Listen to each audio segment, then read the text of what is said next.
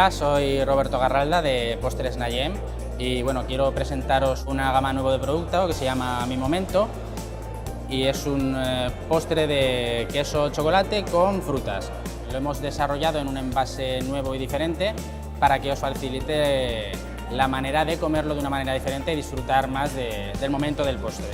Os voy a enseñar unos pequeños trucos que sirven para poder desmoldarlo mejor y disfrutar de otra manera diferente. Puedes probarlo directamente desde el envase o hacer este sistema que te voy a enseñar. Para desmoldarlo es muy sencillo. Se abre la tapa del producto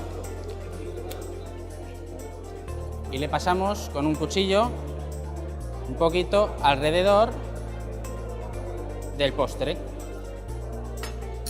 Lo colocamos sobre el plato y tenemos que romper esta pequeña pestañita de aquí para que entre un poquito de aire y quede para disfrutar nuevamente de él. Ahora solo quedaría darle un pequeño toque personal y decorarlo un poquito pues al gusto, pues con sirope, nata, una fruta